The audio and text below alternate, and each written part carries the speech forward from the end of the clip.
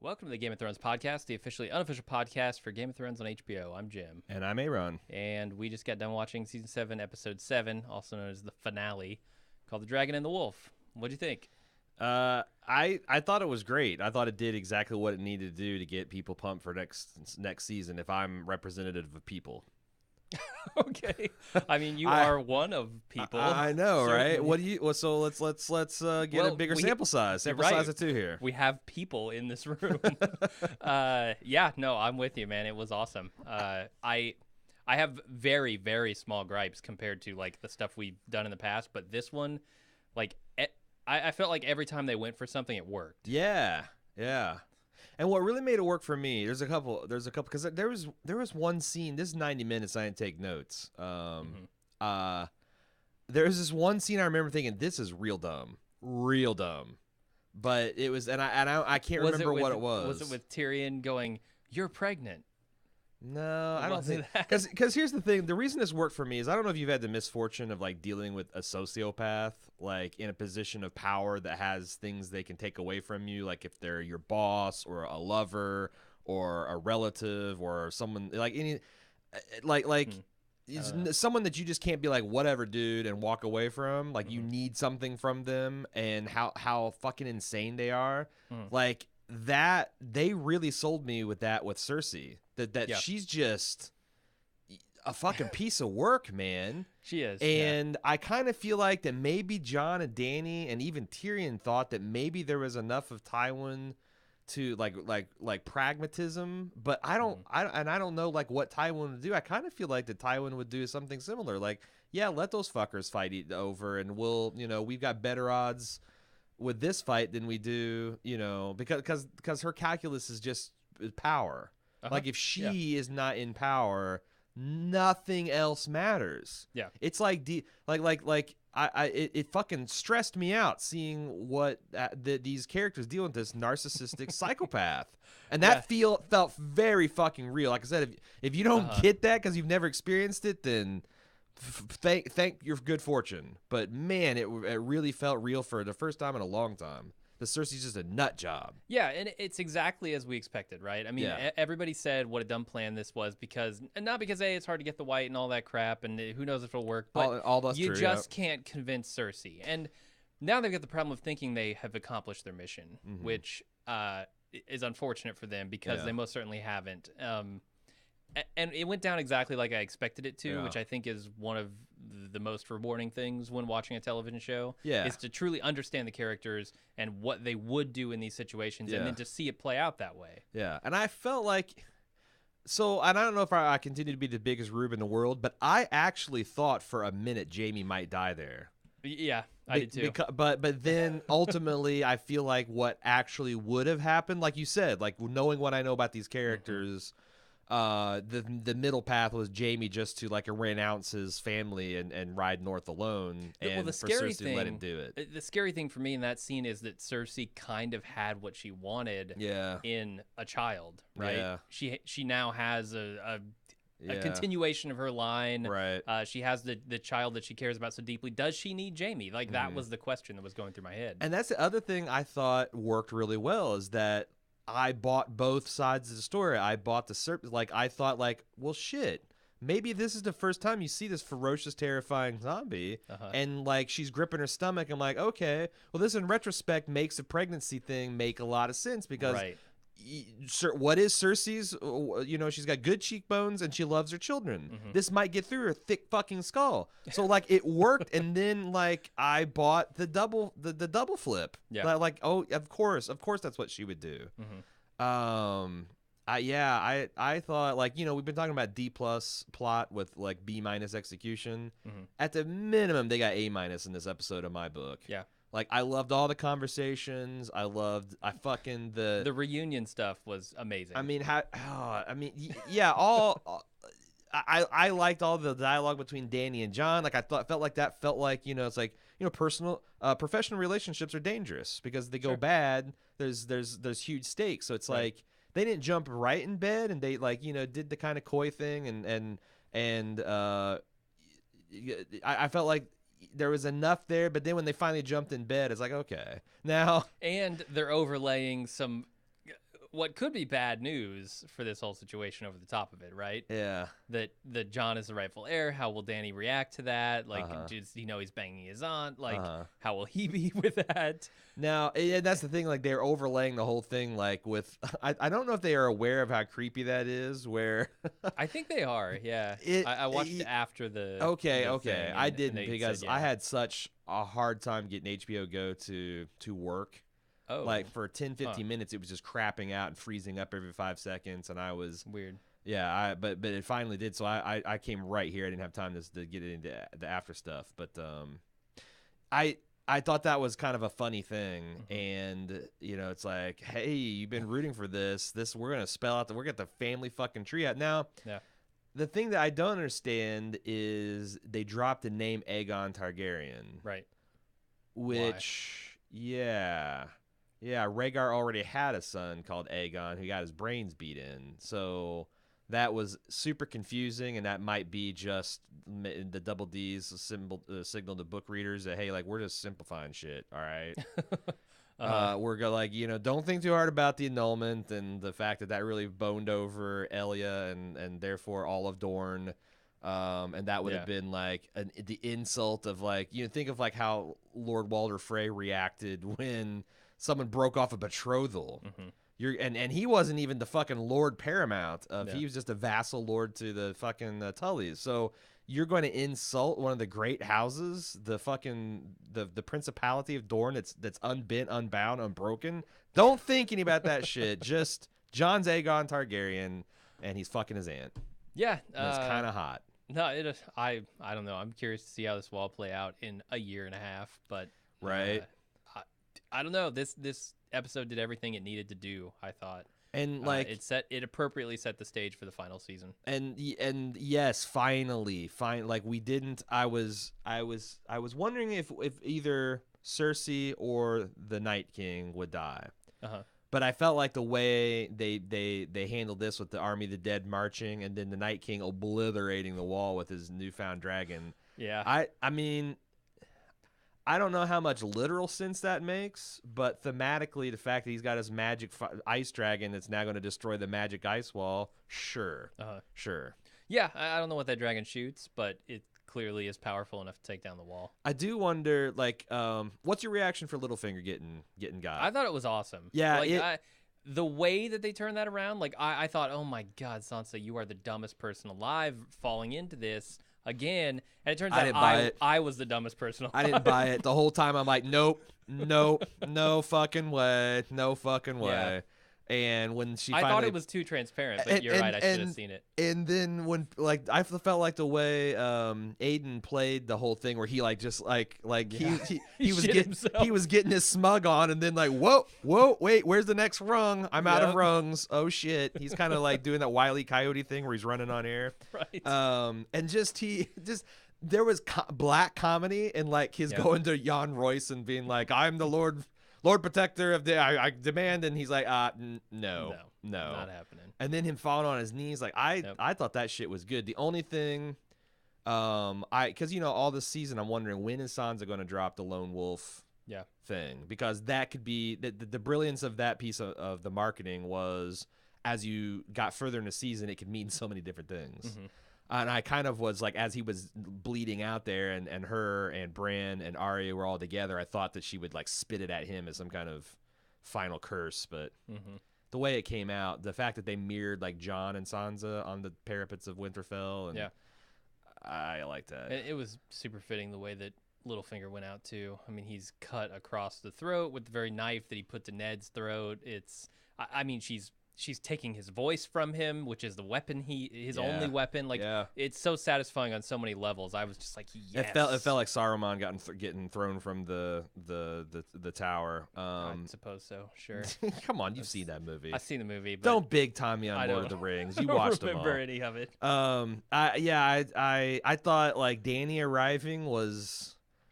I mean, we got a taste of it when she greeted Jon, but she turned it up to 11. She had the Unsullied come up there, and then the Dothraki running screaming through the ranks, and the Unsullied just sitting there like, yeah, fucking every day. And then the dragons coming in, and pretty good stuff. No, it was clearly a display of power. Cersei's totally right about that. But I feel like Cersei's right about a lot. Yeah. The problem is she's also an asshole. Yeah. Like, yeah. I'm worried actually that Cersei might have the proper military strategy here. It doesn't seem stupid. No, it doesn't. does I mean, not. the only thing is like it only makes sense if you buy into like her particular life and her being in power is the most important thing. Yeah. If you don't believe in those, then she's obviously being a shit and she's betraying the realm. I think somewhere But along I think the way, she believes it, and it made all those actions believable. Mhm. I like there's little details like Qyburn like getting a giant boner when he sees the zombie for the first time. It was amazing. He's like back there, he picks up that hand. Yeah, like it's so good. I'm trying to think of what did you. Tyrion Cersei was peak like me having PTSD about dealing with a fucking psychopath that I needed something from. Mhm. So I thought that scene was really good, like especially when it's so funny too. The two Lannister brothers both dared Cersei to kill him, and she couldn't do it at either one. Yeah, she's really pretty impotent when it comes to the Mountain and killing people. Yeah, I've only seen him ever kill one person. That's think, why and it was the Sparrow. That's why I thought Jaime might die. Yeah. Like, oh, they're gonna do this twice, huh? But I think so. I think it worked. Eventually, they have to go through with it, right? We have to see the Hound. Like they ruined our Clegane Bowl here. Well, like they got up in our face and they talked wait, about you it. can't. You gotta. Clegane Bowl. I don't. Clegane Bowl. Yeah, Clegane Bowl. exactly. A little louder. There we go. We got the full effect. Yeah. You ruined my Clegane Bowl joke. I've been saving that for the end, and you fucking jumped the goddamn Clegane Bowl gun. Anyway, yeah, God, like him. It's louder every time. Him standing there and saying, "You know who's gonna come and get you. You've always known," to his fucking monster dead brother. Like, oh shit. Yeah. I don't know when they're ever gonna fight. But that was pretty good. It was so good to see Pod back with Tyrion and Brienne back with Jaime and the Hound back with Brienne and Bronn back with Tyrion and Bronn with Pod. Like and Brienne putting Jaime back in his. reunions. Yeah, it was so good. I Yeah. mean, like I said, it's gonna be a long podcast this week, people. I like bet. breaking down these 90-minute things of stuff that's like pure joy to see. Uh-huh. Yeah, I mean, I think that as long as season 6 is very even in quality, that we'll see the last 2 episodes as being kind of like the bumps on the road to get to where we're going. Mhm. And I think, I mean, I kind of feel like the gauntlet's been thrown back in George's feet. Like, okay, fucker, do better, Mhm. because it was rough driving over your fucking map. Like you made a fucking Mario Maker map that was unbeatable, and we had to do a couple cheats. Now I want to see you beat it now, fucker.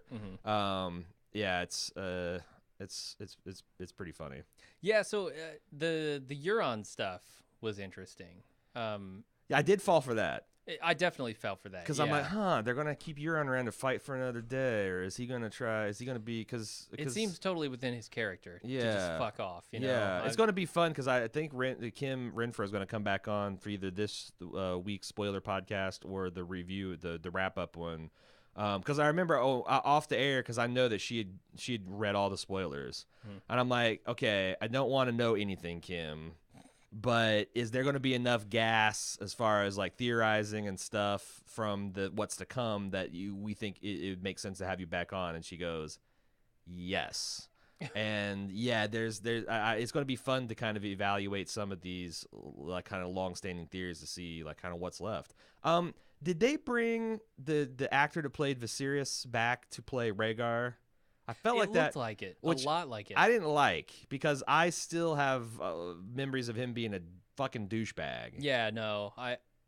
He looked so much like him if it's not him that it was distracting for me as well. It is like I was not buying the Lyanna Rhaegar, either one of them. I never thought Lyanna looked particularly like my mind's eye would picture her either, but okay.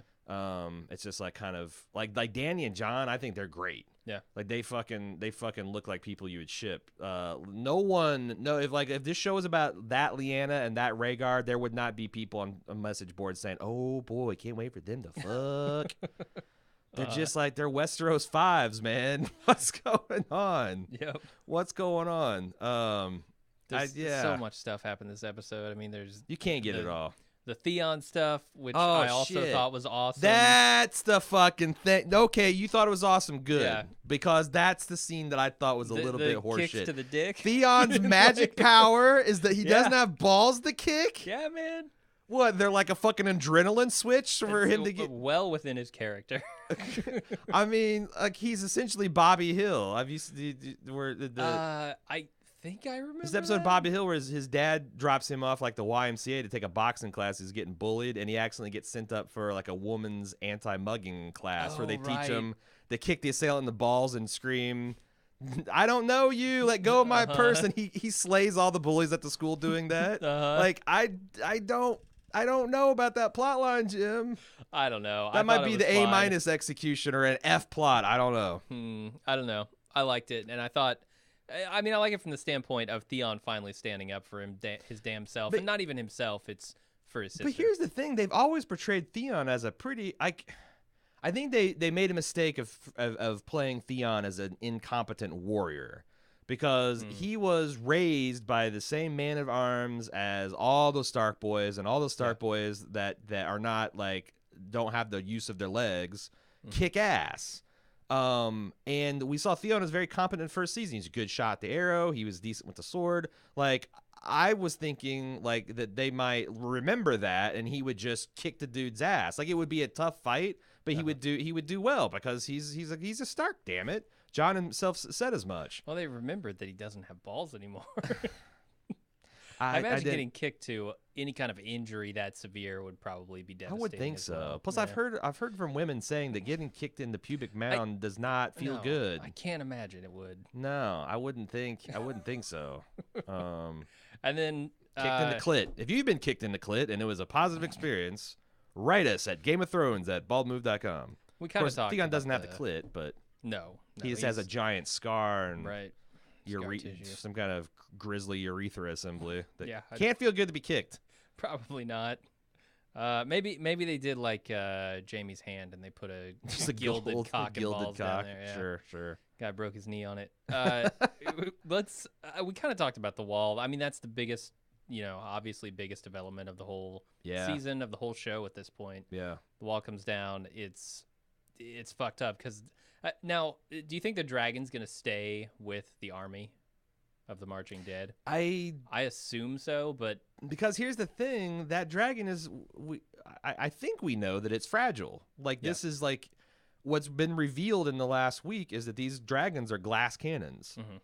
We thought that they're invincible kind of dreadnoughts, but they're not. They are very fragile for both sides. Now, I guess it's an open question whether the Night King even needs his dragon at this point. Yeah. Because he's got his unbeatable army of the dead that I don't know what you do, because this is a game of chicken. You've both got weapons that can, I mean, is this what a world war would look like with nukes, where like you've got both sides that have them, but no one's crazy enough to use it, because if you do that, it's all over?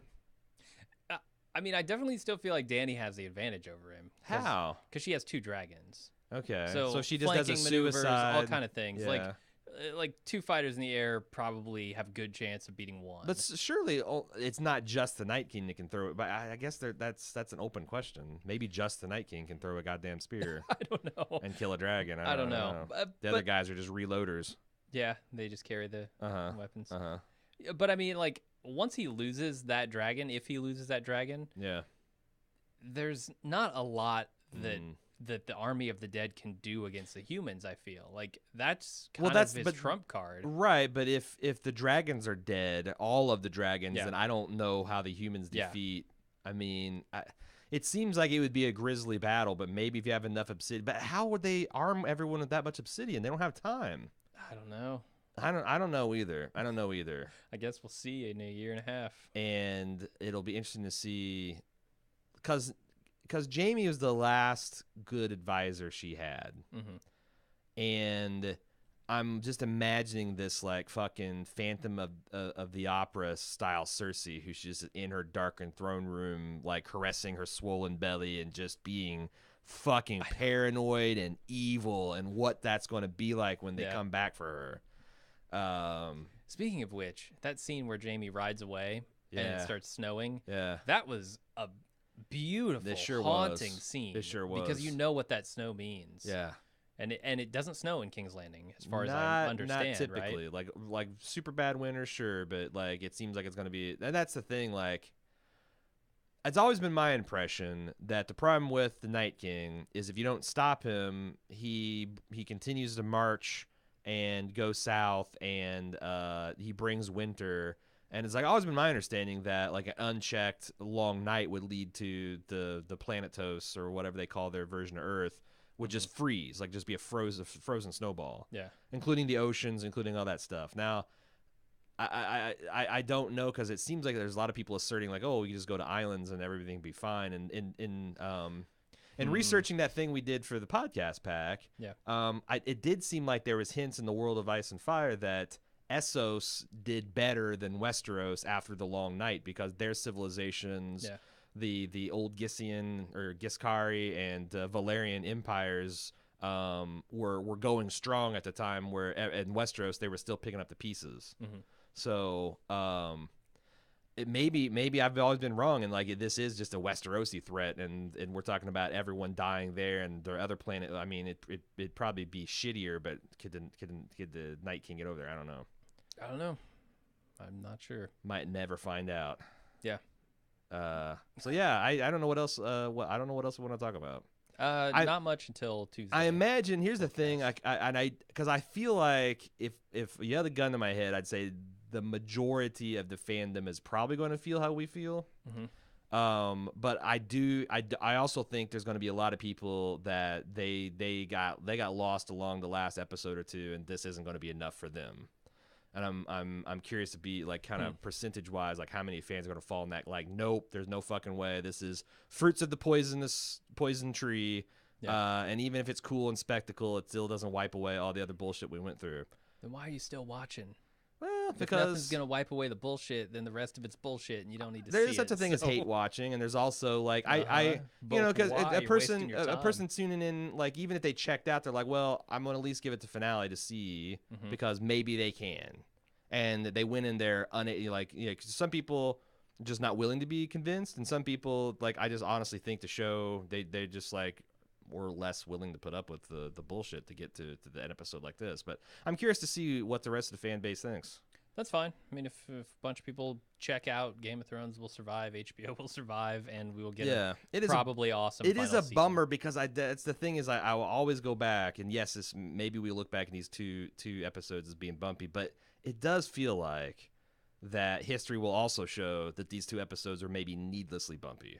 They didn't have to be as bumpy as that. Although I think that, and I'm also curious to see what people thought about the Arya and Sansa, because I thought that, I mean, everybody was bitching and whining about that. This essentially, I think they didn't do the Arya gut wound.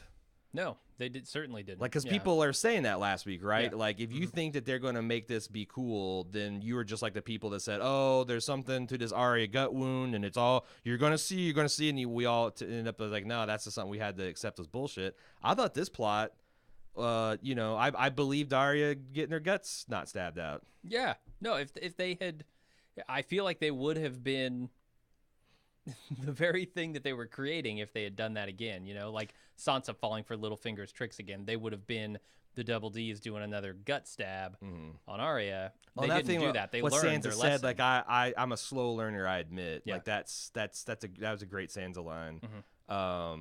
But yeah, now the question I guess I have for you that we can maybe discuss in the main podcast is, when did you think that they came up with this plan? Because I don't think it was any time before. Like, I think Arya was legit playing the game of faces with Sansa, and she liked the answers. She liked the whatever vibe she got from her. Yeah, I think when she goes to Littlefinger, she sends Brienne away. After Littlefinger requests it, essentially. I think she's playing the game there. Right. She knows what she's doing. I think both of them were playing the game, but not knowing the other one was true blue. Like, Sansa's like, I'm sending Brienne away. That's essentially my protection from you. And then Arya came in and said, I could kill you right now, but I'm not going to. And then, and I guess this could be frustrating, but I just fully believe that there was a scene in between here that we weren't privy to, because hello, storytelling, that they just like, hey, we're gonna get this Littlefinger guy and we're gonna fuck him. Yeah. So, and Bran, it is uncomfortable that essentially this brand is like a total like fucking Boston or Salem witch hunt. Yeah, I'm deeply uncomfortable convicting people on brand on advice. psychic birdmen. Yeah. Okay, and like I felt like that Sam showed the proper like skepticism. Like, okay, yeah, crazy boy, sure. How did did Defiers tell you that? No, it was a raven. But it works in the universe. The secular Aaron was like, are we really going to convict someone to death on the testimony of a psychic child? Yeah, they totally are. It's a good thing that we know that Bran can actually see into the past. The Littlefinger did actually betray Ned. And he's we proved know all it this to all stuff the is individual. true. Yeah. So, but you're right. And also, it wasn't just his testimony. It was Sansa's too, but she also it's like politically charged and self-serving and psychic testimony for children, all valid in the North. I mean, it works. So, yeah. It works because it's true. Yeah. But man, what a horrifying system of justice. Right. I would not want to fall afoul of that system of justice. Nope. All right. So that's it, I think. It is. Send us your feedback at GameOfThrones@baldmove.com. Run the feedback gauntlet. There's also forums.baldmove.com if you'd like to discuss stuff.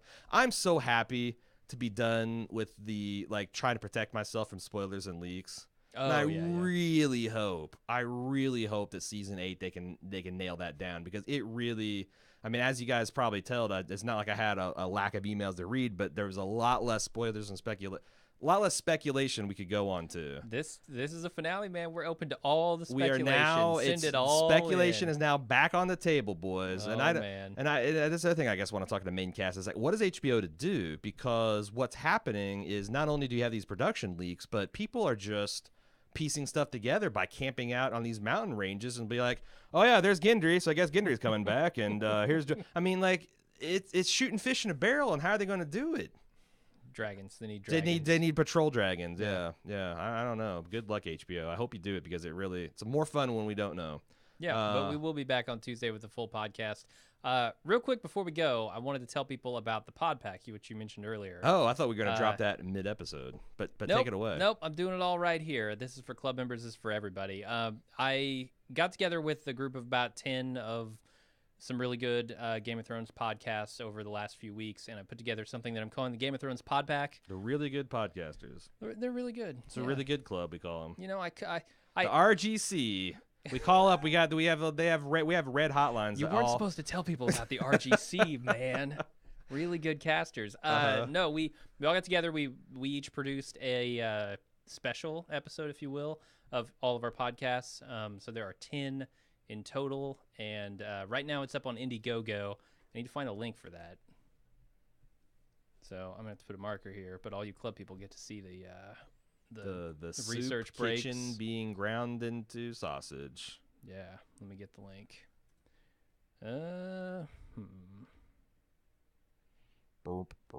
Soup kitchen sausage. I went to Oktoberfest this weekend. I got polka music on my mind. Got polka fever, man. Okay, this is a tough one. All right. The link for it is igg.me/@/GOTpodpack. Got that? Rewind 15 seconds. There's a button on your phone. Can we make a custom URL for that? We can next week. Okay. But for now, if you want to go check it out, it's a charity project. So all 50% of the proceeds go to the ACLU and 30% go to the podcasters who participated other than us. 10% goes to us because we have to do all the hosting of the files and shit. And then 10% goes to the greedy Patreon, Indiegogo and Amazon and all the people taking the money. Apparently they have to pay for it too. Damn. That's what they say. I don't know if I buy that. But yeah, it's Game of Thrones Pod Pack. One more time, the link is igg.me/@/GOTpodpack. Do you have a list of topics that were discussed? I don't have the list of topics from everyone, but let's tease ours. Yeah, ours. We both went and independently, Jim cracked open some Game of Thrones books, independently researched topics Game of Thrones wiki of interest. Like I did an essay on the Doom of Valeria and Valerian culture in general. Yeah, and you it was interesting. I did the religions of Westeros. Religions of Westeros. And discussed kind of 4 of the big ones and how they pertain to the story. So I don't know. I thought it was super interesting. There are a lot of them doing other fun stuff. I can't wait to see what the other people came up with, because I haven't heard any of them yet. Yeah, check it out. I think it's pretty cool, and it's good for everybody, the podcasters and charity. Mm-hmm. And that's it. We will be back Tuesday. Thanks everybody for listening, and we'll see you then. See ya.